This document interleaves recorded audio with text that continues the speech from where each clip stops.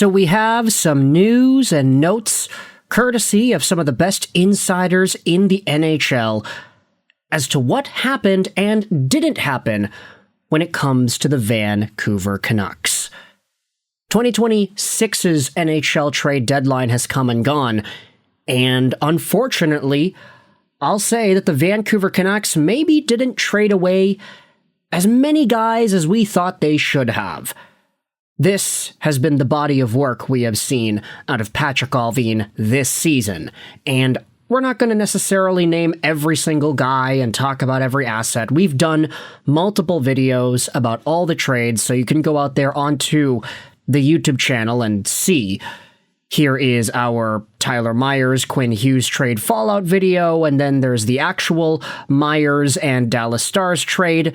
We also talked about Conor Garland getting sent over to Columbus, and then we made a video talking about Lukas Reichel and David Kampf. All of these are available on the channel, so if you wanted to check out what went down with the trades themselves, that's your prerogative. But in today's video, we're focusing on Elliotte Friedman's commentary about Vancouver and where everything went Friday morning. Before we do this, though, I wanted to give some extra acknowledgement and some extra notes out there for Conor Garland, the newly acquired Columbus Blue Jackets winger who is making $6 million a year for the next 6 years starting July 1st. He'll have full trade protection in Columbus. Let's take a look at some of these tweets over here, starting out with Jeff Saboda. New Blue Jackets forward Conor Garland said he didn't really have an inkling about a potential trade until Thursday when the Canucks landed in Chicago. Had I known, I would have packed more clothes. His dad was there to watch him play, so they ended up watching games that night, including the Blue Jackets and the Panthers. Then you had yourselves this tweet by Aaron Portzlin. Conor Garland said that Vancouver Canucks youngster Max Sasson was living with him rent-free in Vancouver this season, but the rent is coming due now that Garland has been traded. Sasson is in charge of packing Garland's belongings so they can be shipped to Columbus. He's gonna be busy. Now, what that says to me is that Conor Garland had a bunch of stuff, or he has a bunch of stuff here in Vancouver still, and it's gonna be Max Sasson and his responsibility to go out there and pack everything, ship it off, and depending on the size of their house, who knows how much packing he is going to have to really be doing there. Connor, you might have to come back in the summer just to get everything tidied up. That's essentially what Quinn Hughes said his mom was able to do for him when she ended up visiting Vancouver to get more of his stuff. We all recognize that trades are literally movement across cities, across nations sometimes, but I think a lot of us as fans don't really think too much about the actual intricate details of what happens when you move from Vancouver to Dallas or Vancouver to Columbus, and you have to move everything with you. Now, let's continue talking about these trades and start talking about the trades that did not end up happening, courtesy of Elliotte Friedman and the 32 Thoughts podcast. Also, I wanted to give a big shout out over to Canucks News Summaries, because he summarized Friedge and Bukauskas' post-trade deadline 32 Thoughts podcast and compiled the Vancouver Canucks-related notes here. Number 1. It's not a surprise that Evander Kane did not get traded. Friedman said that there wasn't much of a market for him. Now, as we had mentioned in various videos post-trade deadline, particularly this one, the Canucks versus Blackhawks post-game review plus the Patrik Allvin deadline review, Evander Kane has just been so bad this season. The Canucks are one of the worst teams we have ever seen put to ice in an NHL arena. And Evander Kane is one of the most ineffective players, it feels, on this team. It doesn't take much. All you gotta do is just watch him for a shift or two, see the decisions that he makes with the puck, see what he does when he doesn't have the puck, see how this guy moves, see how this guy lacks physicality, and you walk away thinking, yeah, that guy's really not that much of a needle mover. Not surprised there was an interest in him in the first place, because there's the benefit of the doubt when he misses an entire season, and he was still decently productive with Edmonton in the past, and there's a reason why they wanted this kind of a player. But, surprise, surprise, the only team that was actually reportedly interested that I actually thought he could get traded to was the team that had the guy that was formerly in charge of building that same Edmonton Oilers squad.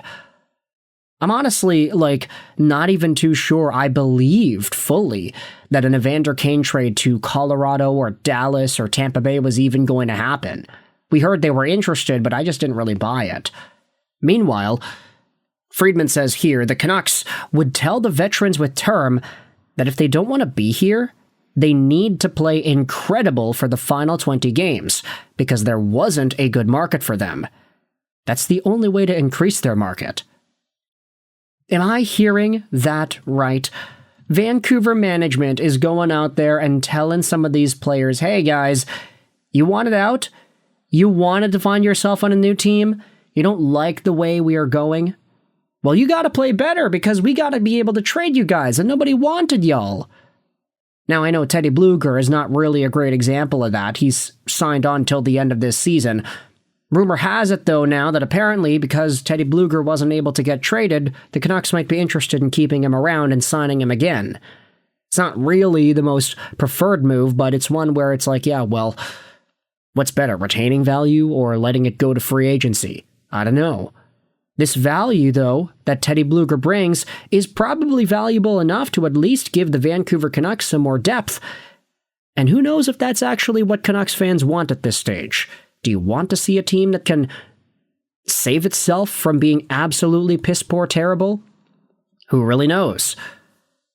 Conor Garland had showed some energy, and then Friedman says here at the bottom, he thinks the Vancouver Canucks had considered trading for Jesperi Kotkaniemi. They had heard the best chance for him to get traded was to the Canucks, although Vancouver ultimately decided not to acquire him. Thank freaking goodness is all I gotta say about that. The longer the Vancouver Canucks stay away from a player like Jesperi Kotkaniemi, the better, I think. This guy is not a needle mover. He's 25 years old. He had an amazing NHL season in his first year, but that was 7 years ago. That was almost a decade ago. That was back in a time when Jesperi Kotkaniemi was being compared to Barkov. Now, he's a fourth-line center making $4.8 million till the end of 2030. You think Elias Pettersson is already an anchor contract at sea? Kotkaniemi is going to be the exact same thing. This year, the guy's on pace for 14 points over 57 games.